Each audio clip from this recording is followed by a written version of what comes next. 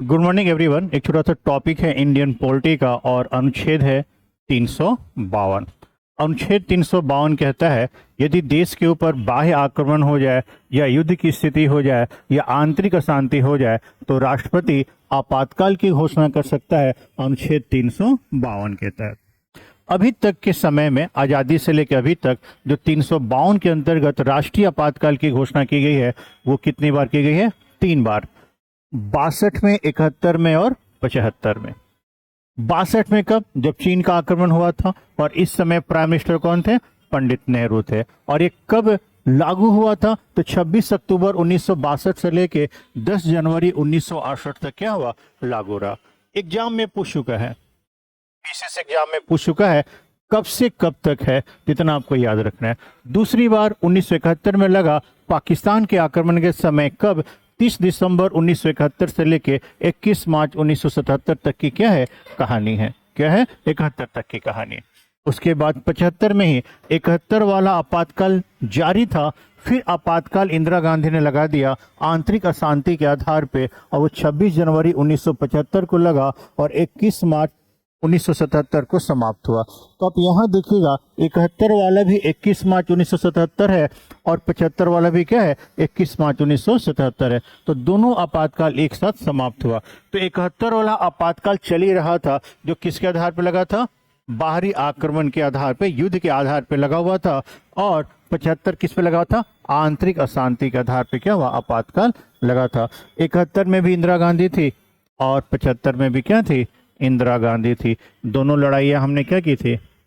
जीती थी। गलत बात।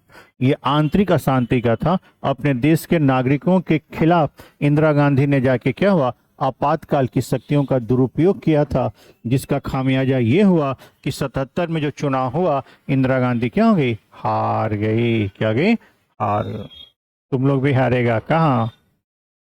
आईएएस और बीपीएससी के एग्जाम में। कहाँ हारेगा? आईएएस और बीपीएससी के एग्जाम में हारेगा और फिर तुम लोगों को जेल हो जाएगा। उस जेल का नाम क्या है? ससुराल है, जहाँ सारा सपने जारी रहेगी बर्तन मांजने के साथ। नहीं, बर्तन मांजो सपनों के पीछे भागो, बर्तन मांजो सपनों के पीछे भागो। तो दिक्कत है। एक छोटा सा टॉपिक है राष्ट्रीय आपातकाल का। हमारे संविधान में अनुच्छेद 352 के तहत राष्ट्रीय आपातकाल की घोषणा की गई है। राष्ट्रीय आपातकाल की घोषणा कौन कर सकता है? राष्ट्रपति कर सकता है। अभी तक अनुच्छेद 352 का 3 बार उपयोग हुआ है, 62 में, 71 में और 75 में। 62 में चीन के आक्रमण के समय हुआ था और ये 26 अक्टूबर 1962 से लेके 10 जनवरी 1968 तक क्या रहा? जारी रहा। दूसरी बार 1971 में लगा। पाकिस्तान के आक्रमण के समय 3 दिसंबर 1971 से लेके 21 मार्च 1977 तक रहा। ये 71 वाली कहानी वही है, बांग्लादेश के विभाजन वाली नहीं है क्या? बांग्लादेश की विभाजन वाली। 1975 में इंदिरा गांधी ने आंतरिक अशांति के आधार पर क्या किया था? आपातकाल लगाया था।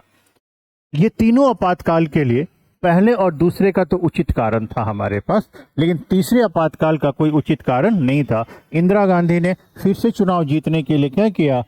आपातकालीन शक्तियों का दुरुपयोग किया था। क्या किया था? दुरुपयोग किया था। उसके बावजूद भी 1977 के चुनाव में इंदिरा गांधी क्या गई? हार गई और मोरारजी देसाई की सरकार बनी और देश में पहली बार गैर कांग्रेसी सरकार की स्थापना हुई और देश के पहले गैर कांग्रेसी प्रधानमंत्री का नाम क्या है? मोरारजी देसाई। और मोरारजी देसाई के शासनकाल में 44वां संविधान संशोधन हुआ और 44वें संविधान संशोधन में ये व्यवस्था की गई कि कोई भी प्रधानमंत्री अनुच्छेद 352 का दुरुपयोग न कर पाए। इसके लिए संविधान में आंतरिक अशांति शब्द को हटा के सशस्त्र विद्रोह लगा दिया गया। तो सशस्त्र विद्रोह का मतलब क्या हुआ कि अगर पूरे देश में आंदोलन चल रहा है गांधीवादी तरीके से और हिंसात्मक आंदोलन चल रहा है, जैसे अंग्रेजों के खिलाफ असहयोग आंदोलन हमने चलाया था, नहीं, उसी तरह वर्तमान सरकार के खिलाफ कोई राजनीतिक दल या संस्था असहयोग आंदोलन जैसे कोई आंदोलन खड़ा करना चाहती है, जारी रखना चाहती है, तो उस संदर्भ में प्रधानमंत्री या कार्यपालिका आपातकाल का उपयोग नहीं कर सकती है। सशस्त्र विद्रोह का मतलब हुआ गोली बंदूक के साथ पूरे देश में नक्सलियों का अगर आक्रमण होने वाला है, विद्रोह होने वाला है, तो उस स्थिति में आंतरिक अशांति के आधार पर क्या हुआ? आपातकाल लगाया जा सकता है। ठीक है। साथ में ही अनुच्छेद 352 का दुरुपयोग न हो, इसलिए ये बात जोड़ी गई कि सिर्फ प्रधानमंत्री के मौखिक सलाह पे राष्ट्रपति आपातकाल की घोषणा नहीं कर सकता है। 44वें संविधान संशोधन में व्यवस्था की गई है कि पूरे मंत्रिमंडल के लिखित परामर्श के आधार पे ही राष्ट्रपति आपातकाल की घोषणा करेगा। और तीसरी बात क्या जोड़ी गई 44वें संविधान संशोधन में कि आपातकाल जो कार्यपालिका लगाएगी उसकी न्यायिक समीक्षा हो सकती है। न्यायालय इस बात की जांच कर सकता है कि जो आपातकाल लगाया गया